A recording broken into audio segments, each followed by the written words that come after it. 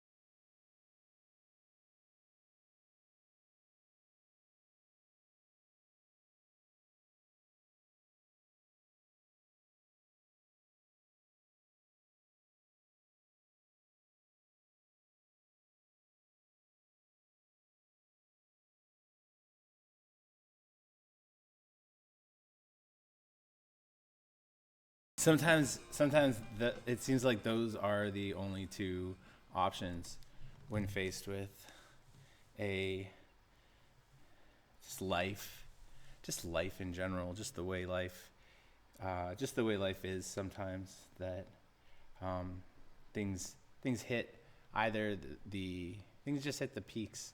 There's no middle ground to the way that we receive life. It's either too amazing or too painful. And um, I guess what am I doing on here tonight? Because I didn't want to read any of the Bible. Well, you could always read you could always read a little bit of the Bible. Just if you're bored. Not saying that the Bible is boring, but yeah, I was recently speaking to some people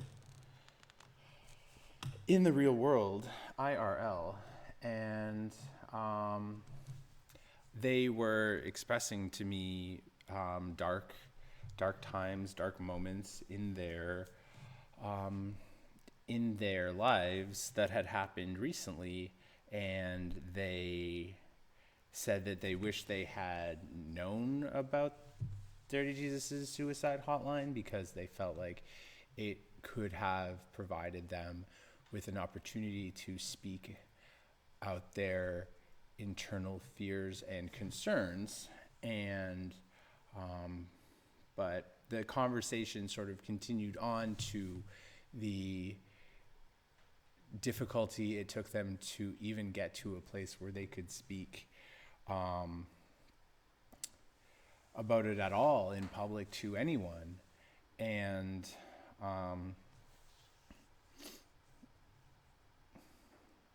it's such a difficult tightrope that we walk. There are so many bugs. What the hell are you? Get out of me. Get out of me. God's creature. God's filthy creature. Do not eat winged insects if you have forgotten from Deuteronomy. I haven't forgotten, but you know what I have forgotten that I wouldn't mind a caller to call and remind me for? All right. The new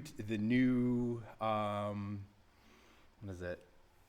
Like the new covenant in the new book of the Bible that Paul was involved in, and there were the 4 things that you had to do to make sure that if you didn't screw them up, you would definitely get into heaven, irrespective of your circumcision or your Judaic heritage. And that was, don't be sexually immoral, don't drink blood, don't eat anything that's been sacrificed.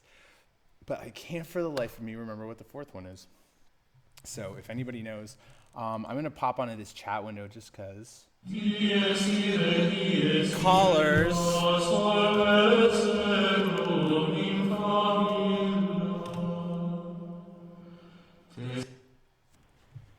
Hello, welcome to the Internet Radio Call-In Show. How you doing tonight? I'm doing very well. How are you? I'm good. Just having a nice Friday night in the barn. How can I be of assistance? Do you have a stage name you'd like to give? My name is Warzone. Warzone? Pleasure to meet you. Tell me a story. I'm just sitting here, and I've just done a little dark ritual honoring the Dark Lord. And I've been thinking, well, I see this dirty Jesus, and you must have a little interaction with the big guy, and I was wondering, or maybe you are the big guy on the Internet. I was just wondering what your thoughts were on the dark side, and if there's a difference between dark and evil. So when I pause, it's because I'm thinking. I'm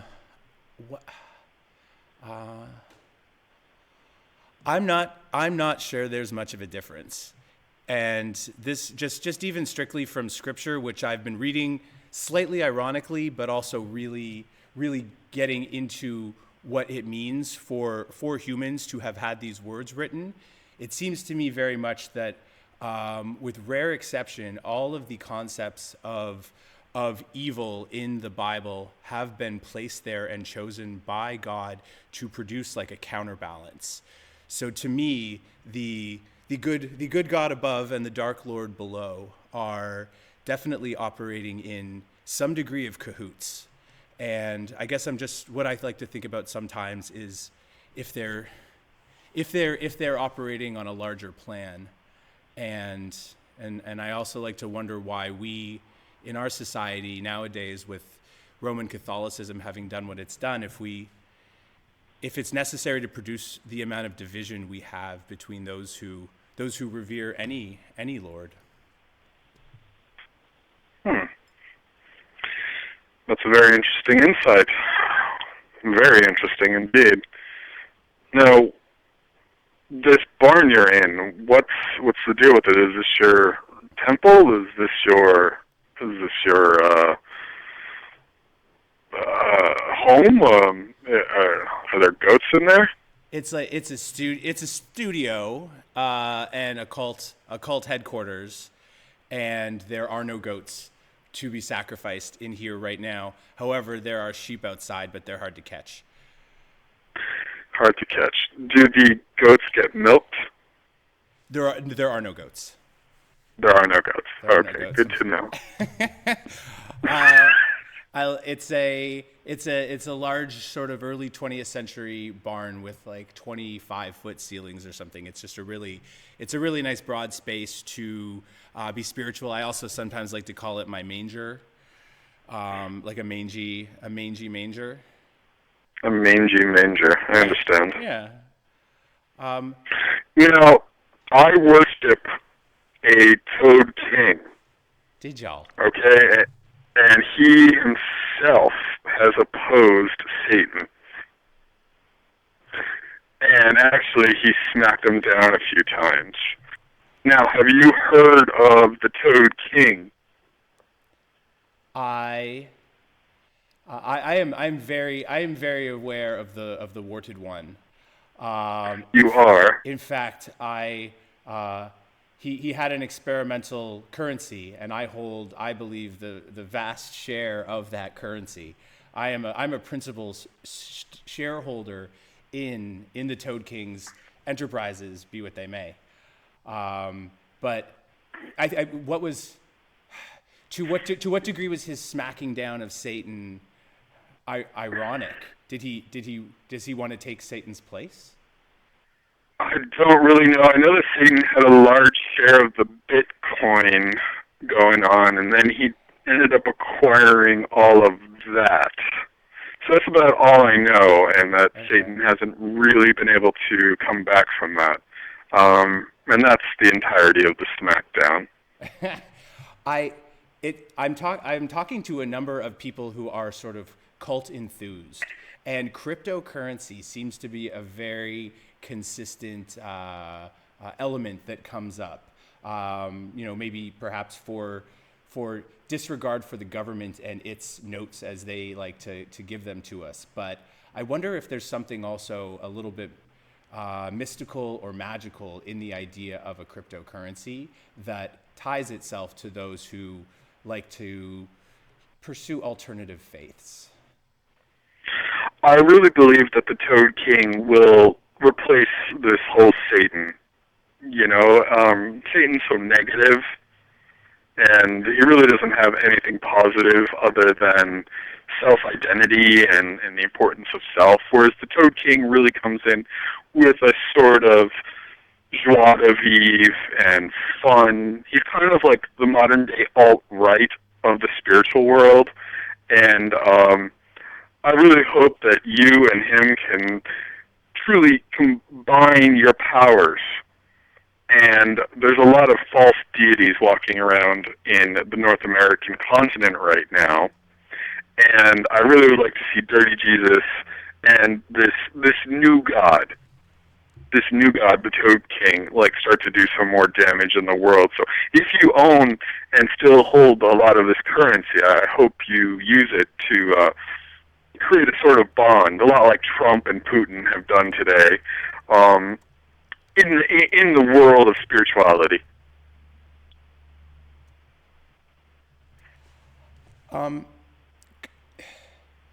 I think that's the goal. I feel like cult leaders coming together is a lot like trying to get, oh, I don't know, CSNY or name the band with people with too large of egos to ever be able to get back on the stage together again. And I'm a man of contrition, and I will lie myself prostrate for a little while to that or my prostate, I forget. How do we magnify the ego potential and the life-changing potential of those of us who aspire to be cult leaders without creating division? Dirty Jesus Well, would really. I think it starts with simple communication Uh-huh. and also really good costumes. Okay. Costumes show, if not who you are, who you can be. True. Now, I really appreciate your show. Usually, I never catch it in time, and I really like listening to Herbal Tea and hearing you talk. After, I usually only get the recording, so I feel really special to finally catch you. I'm attempting to be a man for all seasons and hours of the day. I think a little late night action beats my. I'm no longer making it for the sunrise for my sermons. So really, I could. my honestly, my goal is to actually spend as much time and be as available as I can on the line for people who are not feeling well. I feel like if there's a strategic advantage to the service that I provide that I could then bring to and share with many other people and many other cult leaders, Toad King included, it would be that I think a non-invasive, anonymous suicide hotline is a thing that can really help not just like find followers, because that's not too relevant for me. Find people who are suffering, and through some degree of compassionate fellowship, hopefully depart more emboldened to not suffer as much anymore. The world seems to revel in us suffering, and I would like to reduce that a little bit. And if I can help others, then hopefully I'll help myself, but who knows? I really would like to see you in taking your advanced knowledge and bringing it, say, to like downtown Toronto, or maybe an orphanage or something. I really think that would be helpful to your followers. And it's a question of branding. I've considered, and I've met with a couple like teenage youth shelters and stuff like that, and I think I could provide some really interesting perspective to them.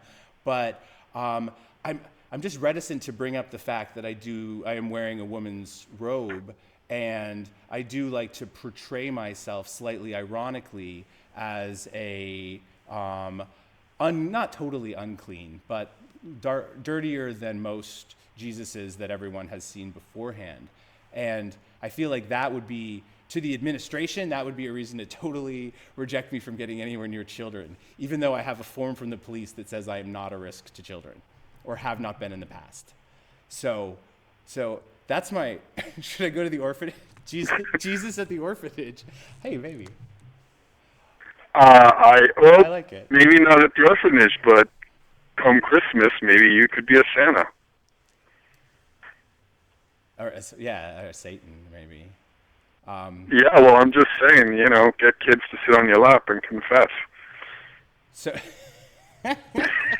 you want fucking presents? Well, I would like, you could also, I don't know, just street confessions. That would be very interesting. I would love to see what people would confess to you.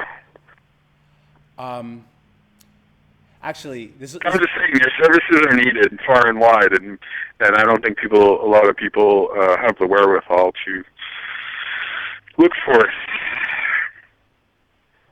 Okay. Little missionary work. Yeah. I recently tried to do this journalism program and hit a wall because they kept wanting me to put a camera in people's faces and ask them questions. And this wasn't even necessarily Dirty Jesus related. This was whatever related.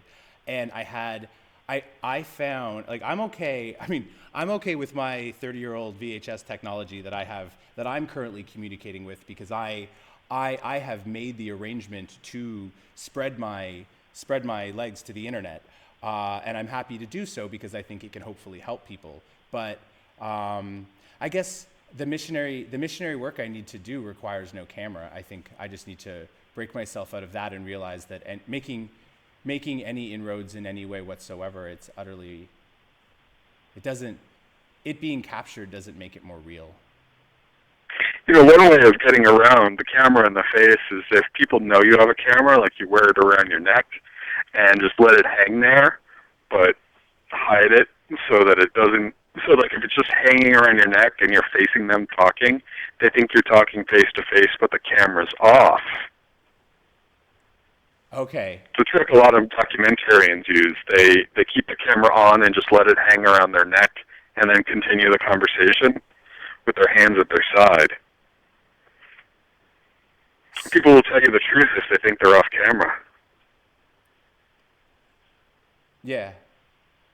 But I don't want to get the truth from someone almost surreptitiously or in bad faith. You know what I do have is I have a cassette tape recorder, and so maybe I can record audio conversations with people on the street. I can do like a Peanuts, like Dirty Jesus is in, like I was Lucy from Peanuts, and just set up some boards and drop myself into various urban centers and hope that the love in my heart can defend me from anyone's potential anger towards the idolatry that I represent. But Well, there has been some dark rumors that Dirty Jesus did in fact attend some questionable events last year, and no one in fact has ever found any media about this, but there's been some rumors, and I was wondering if it's true, and if it is true, did you go to just purify these events? are you talking about FetCon? I heard some events are occurring at the Toad King Sacred Sanctorum, his Sanctum Sanctorum in the woods of New York. Oh, well, one specific event that I remember very explicitly is that I was asked to give a sermon in front of a flaming swastika that had been erected, also to a degree, ironically, to represent much more than simply what the swastika is and does through both Indian history and Nazi history. I don't quite know why it was erected, but it was, and I was asked to speak in front of it, and I felt unable and didn't want to put my brand in front of that brand. I had to make a branding decision to not sermonize, which could have potentially been helpful for these people. Because in that instance, I feel like the Toad King, I don't know. Actually, sorry. Every brand, every insignia, every essential thing like that is up for mockery and definitely up for a good burn-in. But in that instance, there is very little archival footage of my missionary position work there, because of that emblem. But I felt very challenged by that emblem, having been there, and my very visceral response to it. So, emblems are meaningful. And Indeed. In fact, I heard it set the Toad King back quite a bit, and now that he's just starting to get back on his front webbed feet, so to speak, from that event. And I feel that Your Holiness did in fact cleanse a lot of that and possibly nullify a lot of it. And this is just the rumors, and I'm glad that you clarified a lot of it. And I hope that one day you can come and subjugate the Toad King with your sermons again. Oh, yes, please.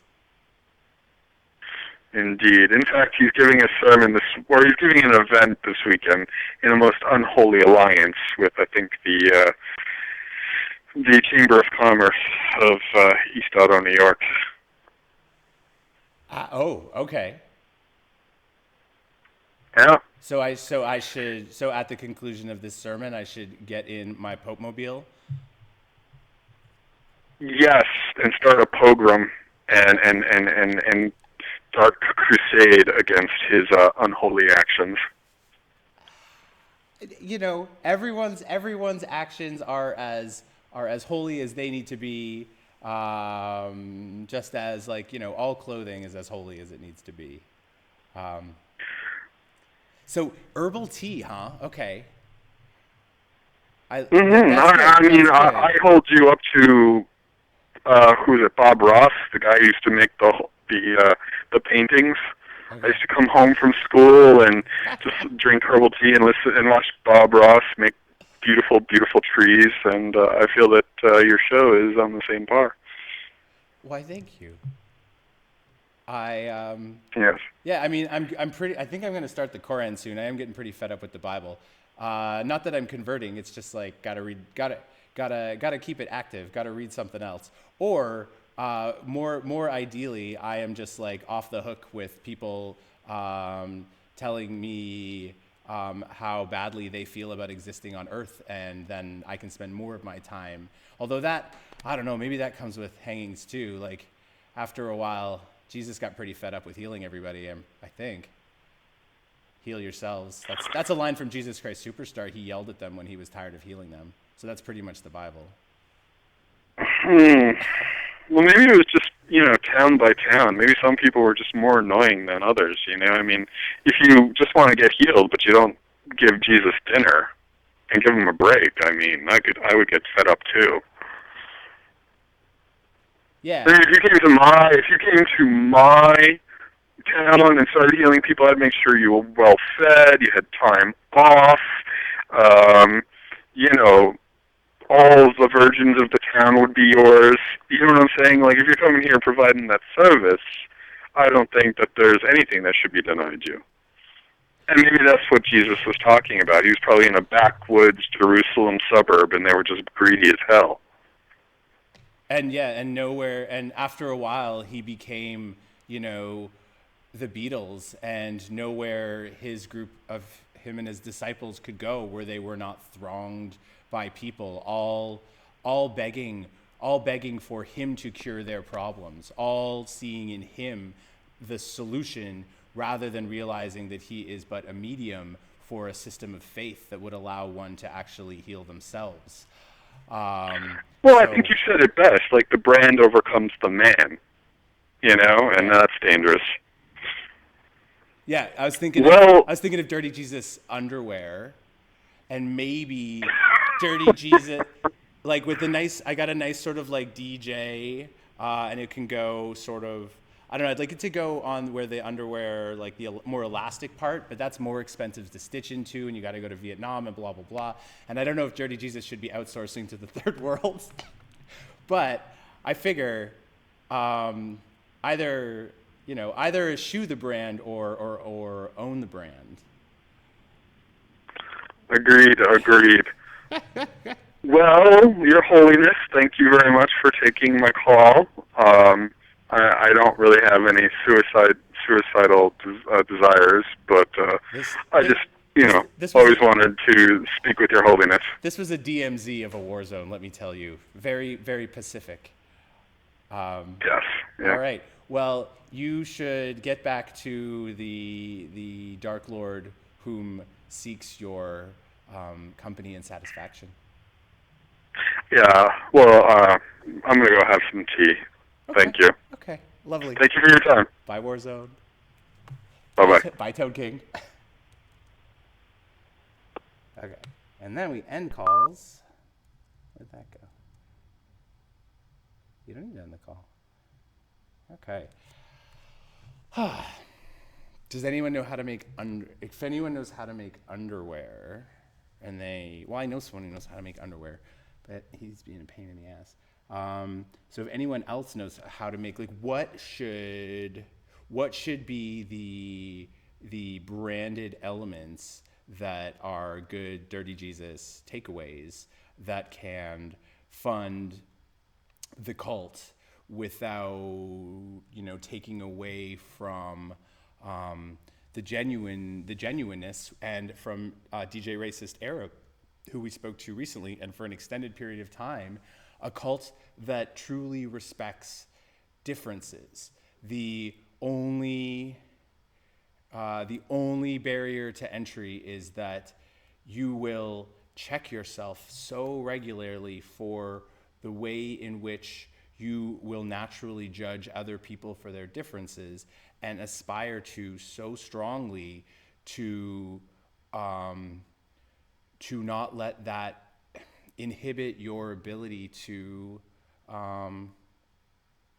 still appreciate them, and realize that in doing so you've opened your heart and you've made it so much more accessible for everyone else to appreciate you and all the others around you. And utopic though it may sound, I think it is, if not achievable, absolutely necessary. We got to do it. There's no choice. We don't have time. We have such little time. Oh, it's hot in this barn.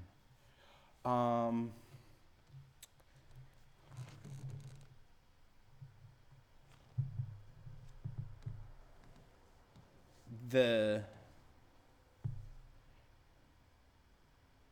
Oh man, how to describe how to describe the Toad King?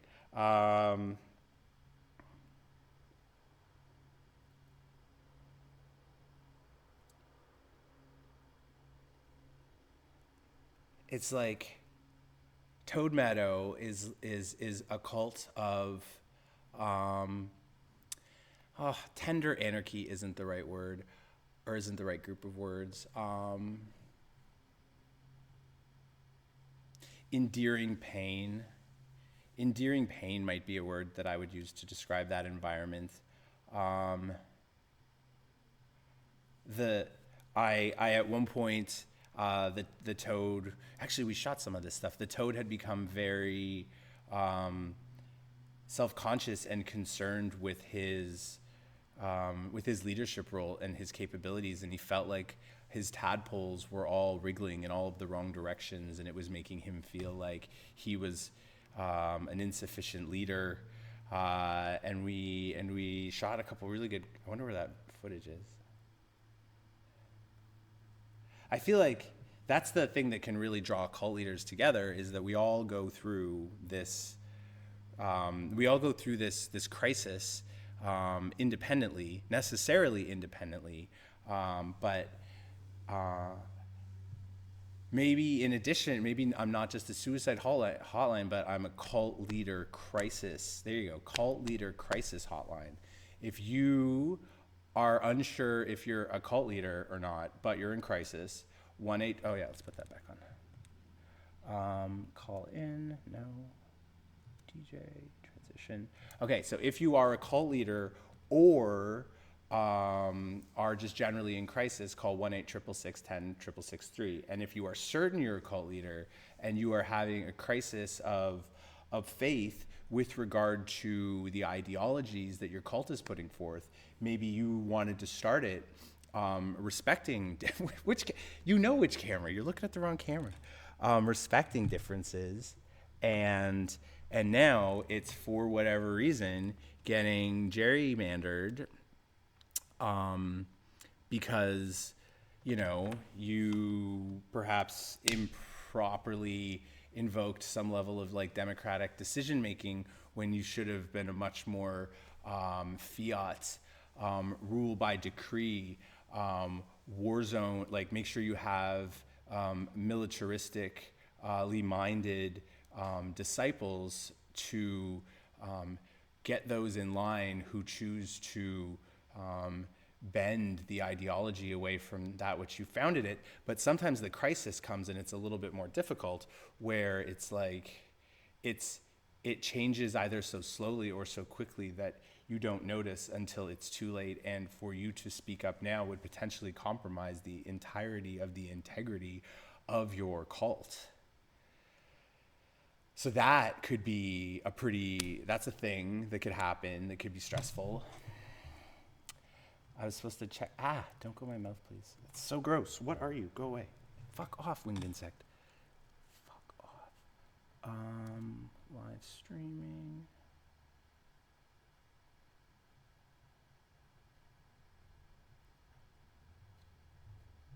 Okay, nobody has chatted. Okay, thank God.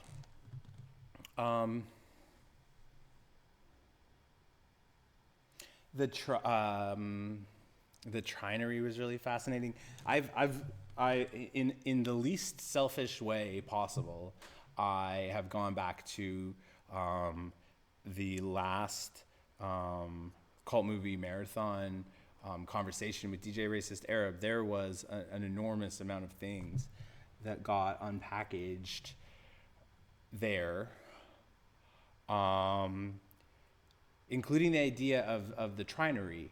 And the Trinary is, as we discussed, an interesting way to relook at gender and political divides and Sorry, see, these chat windows are driving me crazy. Like I cannot multitask and think at the same time. Okay, the trinary is good because it has a lot of corollaries and it adds and the corollary of all corollaries, the uber corollary is the Father, Son, and Holy Ghost.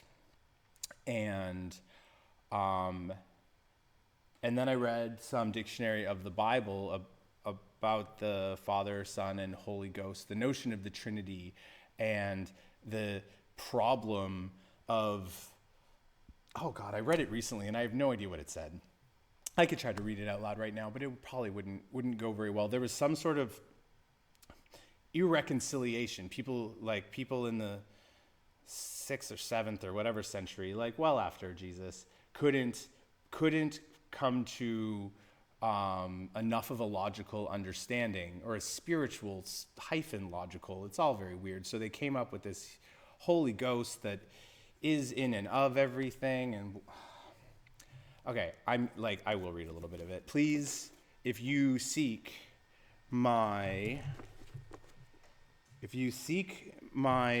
help in making you feel better or worse, because again, that's the other component of the suicide hotline, is I am under no compunction to make you feel better, because, his suicide is not illegal in the Bible, and it has been around for a lot longer than iPhones. So there has to be situations and circumstances where suicide is a logical decision to make.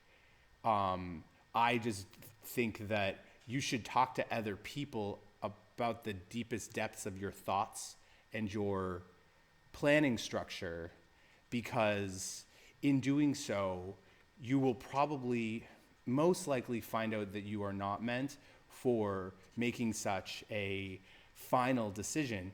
And recall from Cult Movie Marathon's conversation with DJ Racist Arab, he spoke of suicide proudly as the only truly autonomous decision that a human can make in an otherwise very complex world of pressures, and making decisions based upon pressures as opposed to them making upon what is truly within you.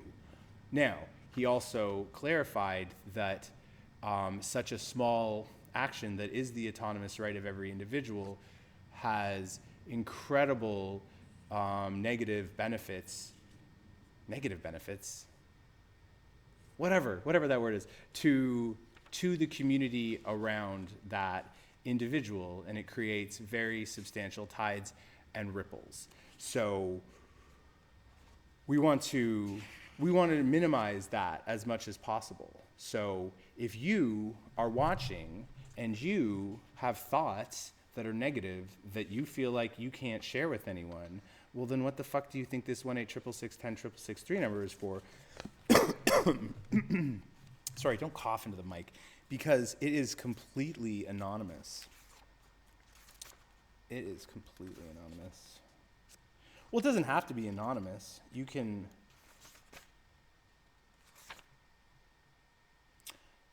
Like, I literally don't even know what word I'm looking for anymore. Okay. Trinity. Okay. The Trinity of God is defined by the Church, capital C Church, I assume that is Roman Catholic, as the belief that in God are three persons who subsist in one nature. In God are three persons, well, that's a tough word, who subsist in one nature. So three in one. The belief as so defined was reached only in the 4th and 5th centuries AD. Yes, I remember when I read things. I remember that part. And hence is not explicitly and formally a biblical belief. So take that. The trinity of persons within the unity of nature is defined in terms of, quote, person and, quote, nature, which are Greek philosophical terms. Actually, the terms do not appear in the Bible. The Trinitarian, okay, here's what. I'm not going to, like, it does get more confusing than we would care to experience. The Trinitarian definitions arose as the result of long controversies in which these terms and others, such as, quote, essence and, quote, substance, were erroneously applied to God by some theologians. The ultimate affirmation of Trinity of persons and unity of nature was declared by the Church to be the only correct way in which these terms could be used. What? Oh, that goes on for way too long. So whatever, it's a dumb political, like, it's a weird way that they decided up high above, maybe in Nicaea or wherever, whatever era, it was a bunch of crotchety old white men yelling at each other, that they figured out was a good way to go down the chain and make sure all their little religious foot soldiers properly expressed the God that they wanted to be expressed, to, with greatest efficiency, subjugate the people and make them fear.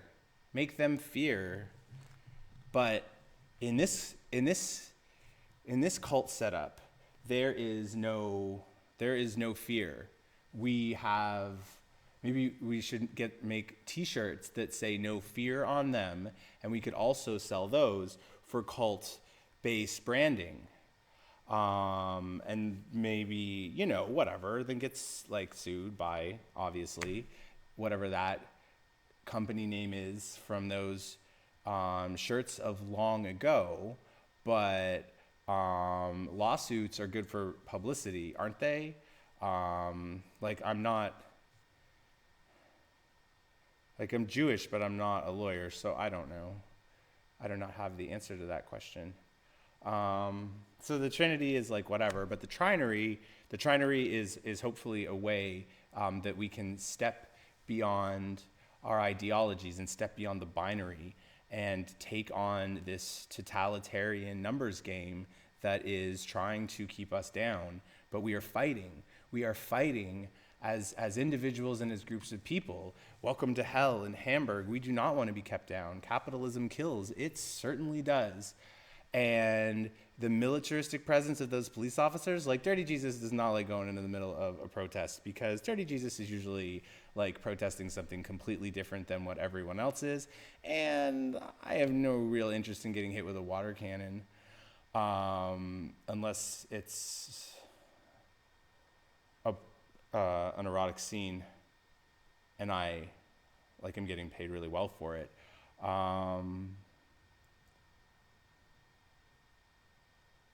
We are deeply, deeply, deeply suffering under the continued subjugation of, once again, maybe not all of them white and now not all of them male, but rich people whose interests are truly and only to preserve the riches for them and their family and those close to them. And should we protest? Goddamn right we should. Because they are making us so crazy that we are feeling as though we don't have the strength to survive. And that is stupid. That is absolutely positively inaccurate. And hard though it is to find a way to resist their throat choking, their throttling that they give to you while they smile and tell you it's a democracy. It's not. We're engaged in a holy war, and we choose not to fight it with weaponry, because you can't win an arms race, but you can maybe win a hug, like a hug race or a hug fight. Anyways, my brain was trying to suggest that we could use our arms. We could use our arms for something much more significant and meaningful that would give someone with a weapon pause before they would use it against us. And whatever, Tiananmen Square flower into the muzzle of the tank. That guy got run over, right? Did he survive? Probably not. But it was a gesture. But it was a gesture. And what is this? What is this costume? And what is this branding? And what is this idolatry? They're all just gestures. We're just if we can find a way to make gestures to those who hate us, and to those who fear us, and to those who we hate, and to those who we fear, if we can make more open-hearted, more hug-based gestures, then I am pretty sure the revolution is well on its way to being won, the love revolution. That's what I think. That's what I think. Okay. What? Oh, I should ask Warzone what he wanted me to play. Warzone. Okay. Warzone. Song requests or song needed.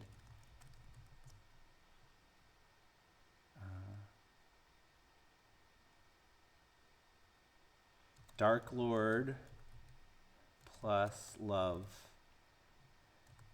Got something. Because I cannot. For watching. Come on, people. So it's like, and then there's something called multi-level marketing, which is like selling knives or selling like dietary products. And it's like, if I sell you a knife, no, let's not use the knives. Let's use like diet products, because you have to keep repeating and buying those. If I sell it to you, but then I enable you to also pay it forward and sell them to other people, you get the maximum amount of profit for that sale that you did directly. But then because I integrated you into this pyramid scheme, then I get a little cut from everything you sell because I brought you in there.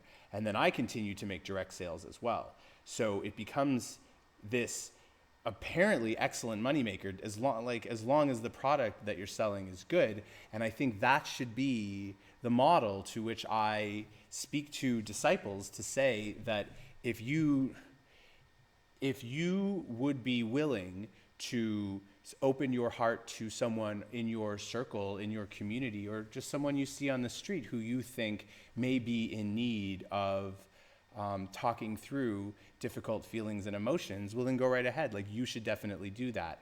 I don't need to get any money from that, because the care and admiration towards our fellow human people species is far greater gratitude than I could ever than could ever be expressed in shitty currency. But if you choose not to do that, you could also tell them to call into the show. I don't know. It's probably hard to like talk to somebody who's depressed or in whatever state and to tell them to call Dirty Jesus, but it's not. That's good. Like, I'm cool with the number of callers that I get, frankly, as well. As I say, like, this, if I have the potential to actually help people, then this could get very stressful very quickly, and I am going to definitely need to have harem breaks, as Warzone referenced, and that people would feed me because I rarely eat properly.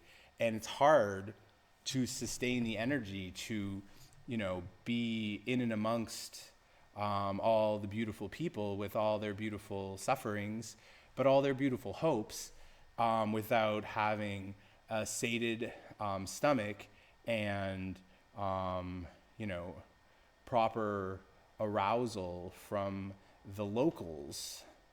Warzone is on that. He's got that down. So for Dirty Jesus's tour of the globe romp, that will be on my rider, my religious rider for every location that I go to. Will be good food and good women and reducing suffering.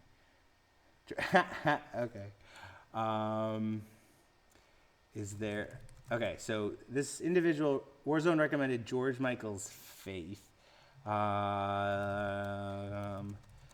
which I think I've played, but let's see if there is a.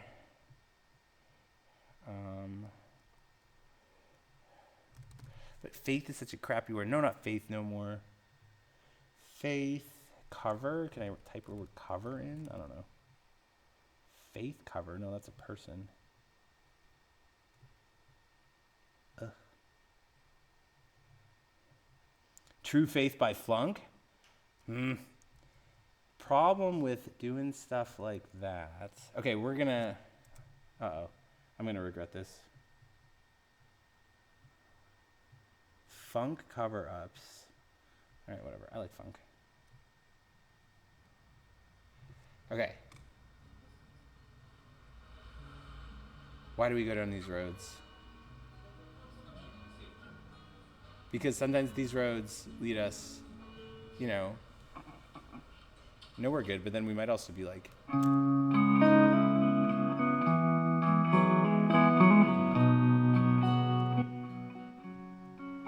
Yeah, like, listen, I'm sure that's good.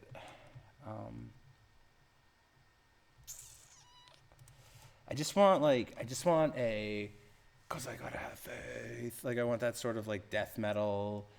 Okay, maybe this is a YouTube question. YouTube. George Michael Faith cover. Oh fuck, Limp Bizkit. No. Well, this isn't going very well. Cover Grey's Anatomy. Why would I go to Grey's Anatomy? Oh, see, now that I know Limp Bizkit did it. You know what? Since we already upset, probably, yeah,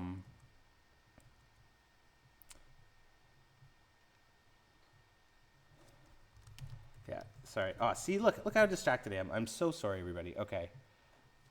But I don't want that. Like, I have to talk out loud when I type. This is absolutely preposterous. So let's just get ourselves into a little bit more trouble with Billy Joel. I'm going to play this song and take the minutest of breaks. And then I'll come back because I want anyone who is currently watching to know that they could sort of reach out to someone. Like, I will take another caller. I can stay up for a while. 'Tis early yet. So this song is called Angry Young Man, and it's a really good one.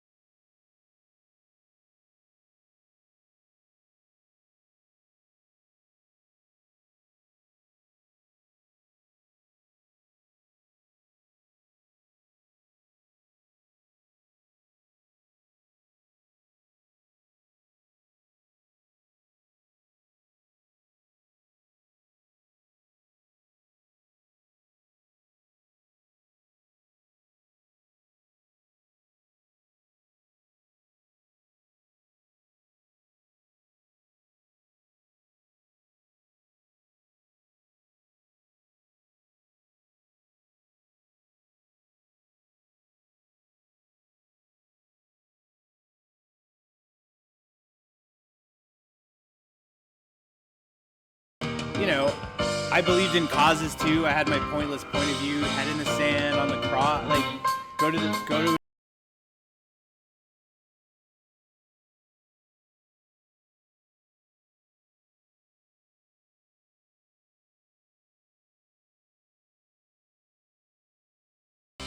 I think I shouldn't bob my head when I listen, when I'm listening to music. I think I like a little. I think it just seems like unauthorized duplication is a violation. Blah blah blah. Okay, whatever.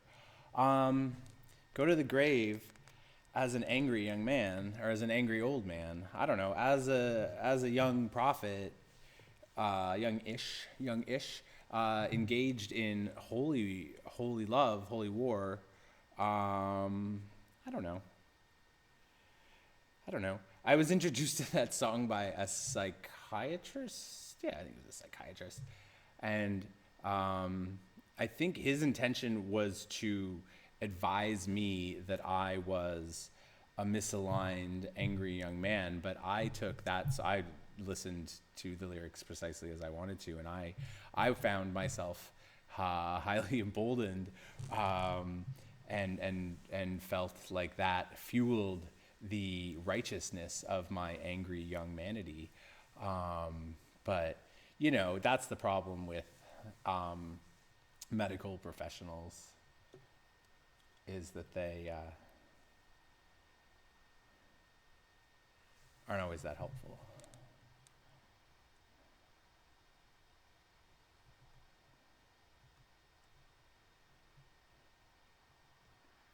Vegan black. Oh, here we go. Okay.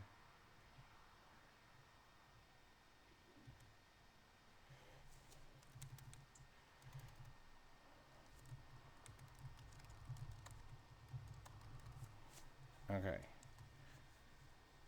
So this comes, Warzone has given us a musical, hopefully it's music, I don't know what it is, or it's going to be how to make pad thai. It's going to be an advertisement, that's what it's going to be for sure. If you write anything on your computer, you need to get Grammarly. I write pretty much all day, every day, and Grammarly makes my writing better.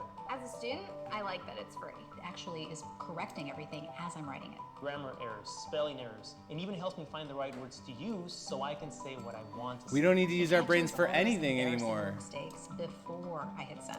I downloaded Grammarly. It catches mistakes around my before freshman you year make because them. I was just horrible at typing. Grammarly is like my secret weapon for writing papers. It's the perfect tool for your resume. You know, you don't want any errors when it's your first impression. I use Grammarly for It's not important emails, your first social day of media work when you posts, don't which have there are a Grammarly lot and you of. sound like Use an every tool absolute out there, retard in an and email you Grammarly send. is by far the best for improving your writing. Grammarly is Yeah, making by me a far the better best. writer. We're skipping this ad. I'm really sorry. That's awful.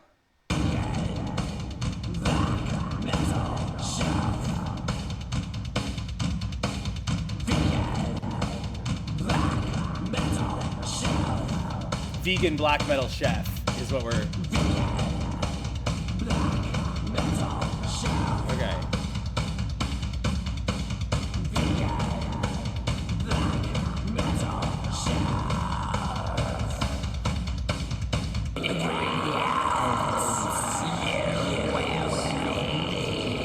Well.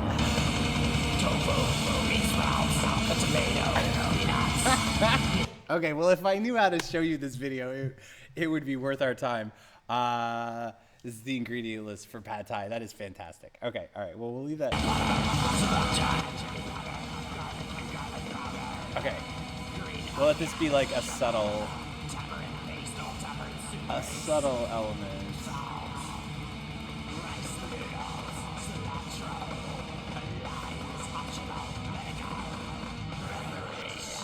This is I could do, maybe I should do some cross branding with this vegan black metal chef. I like this. I like this guy and what he's up to.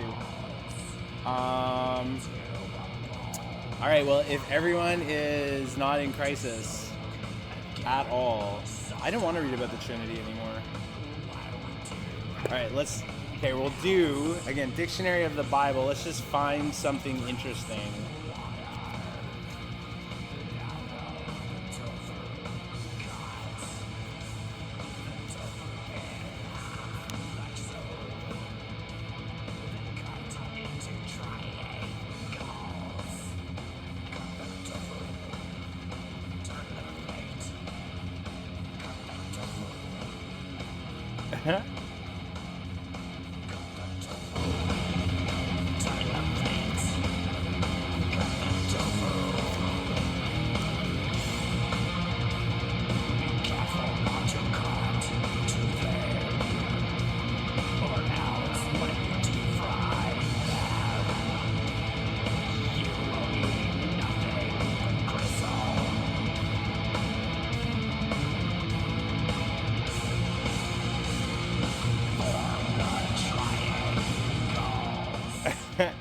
Again, this is Vegan Black Metal Chef, episode 1 Pad Thai. I would recommend everyone watch it. It looks absolutely glorious. Okay, so I'm going to read a little bit about numbers. But again, 1-866-610-6663. Give me a call. No worries. I'm happy to be interrupted. But I was referencing my frustration that that numbers seem antithetical to spirituality. Numbers being money, numbers being physics, numbers being credit scores, all that nonsense. The symbolism of number and numerology is extremely common in... I can't. Sorry, it's great. The symbolism of number and numerology is extremely common in religion and in magic.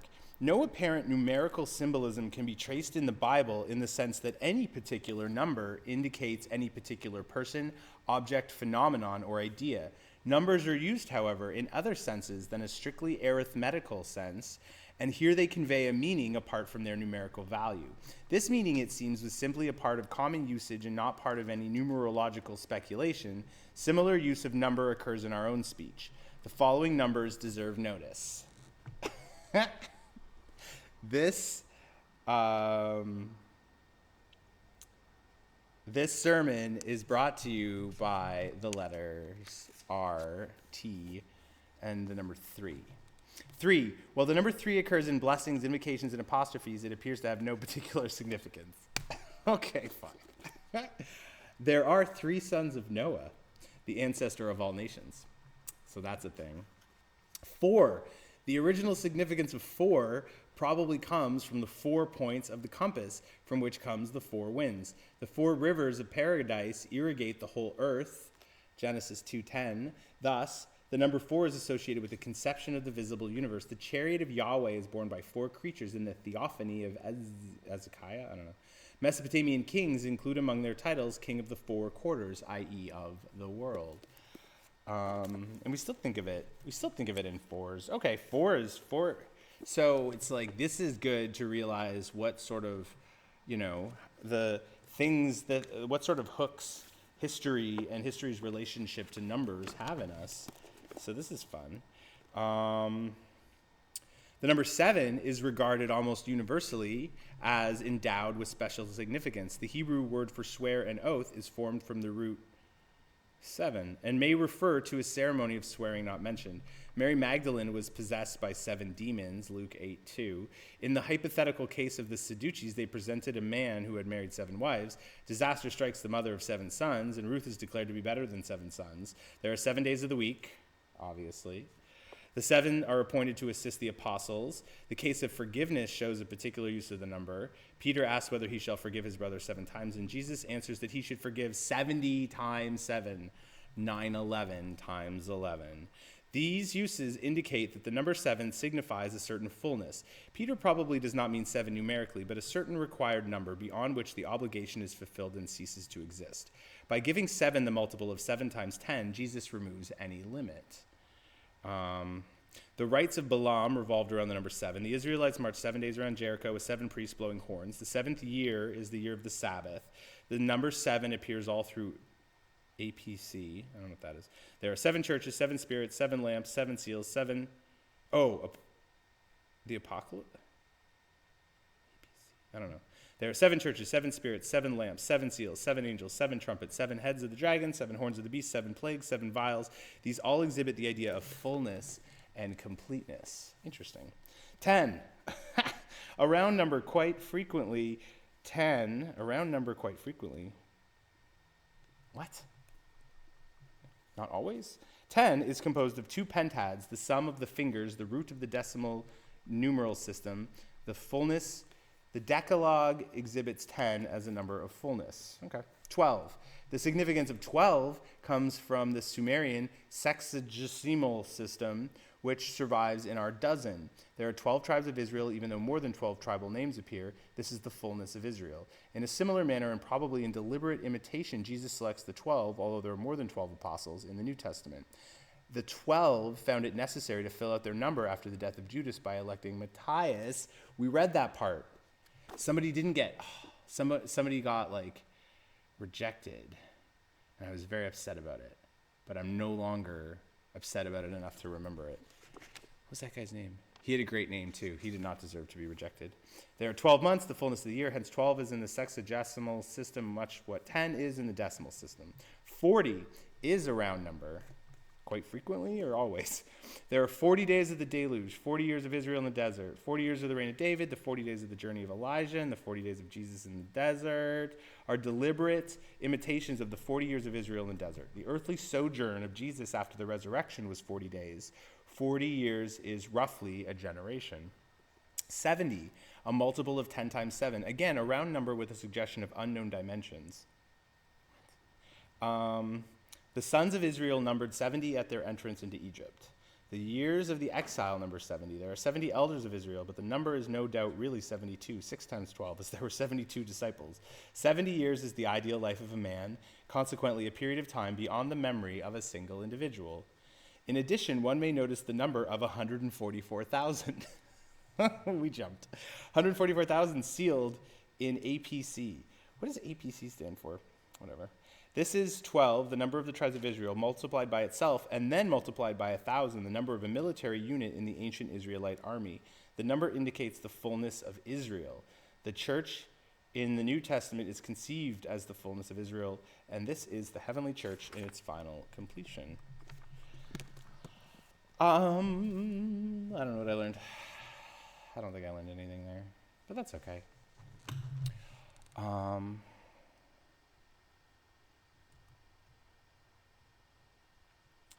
I think does anyone have a favorite number? Does anyone, I mean, yeah, why didn't they talk about 666? Is there a numbers part? No. What does APC stand for? Oh, APC is the Revelation or Apocalypse. APC, yeah. So 7 is super important to that. Okay, well, what is it doing?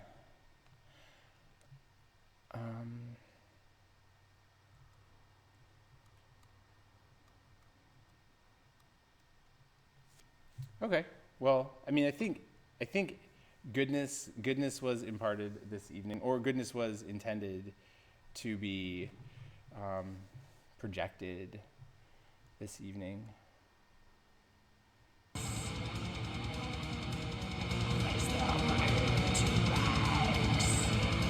So watch out, because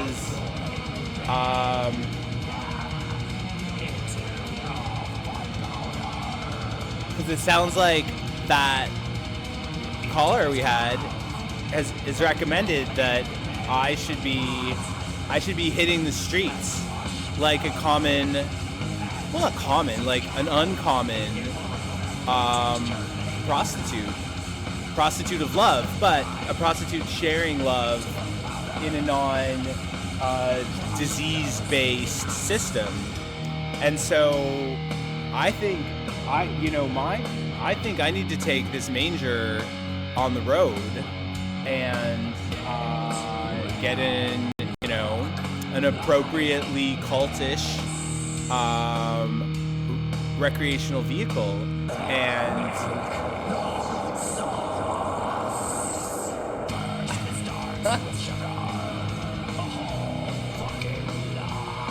that's what I think that I should do.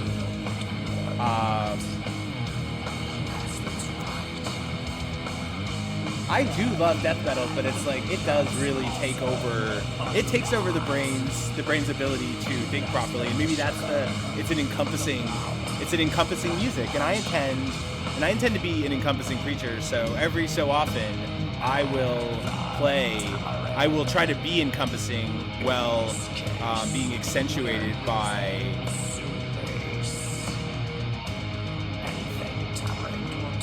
aggressive rhythm, also so most encompassing. Yeah, Dirty Jesus, coming to an orphanage near you, buy my underwear. I'm gonna trademark that phrase. It's time for trademarks, I think. It's time for trademarks. It's time to tell the government that I am legitly bona fide religious and will not be tithing to you, for I tithe to my dad, not to you. These moths are driving me crazy. I want to eat you all. I want to eat you, dirty moths. Okay.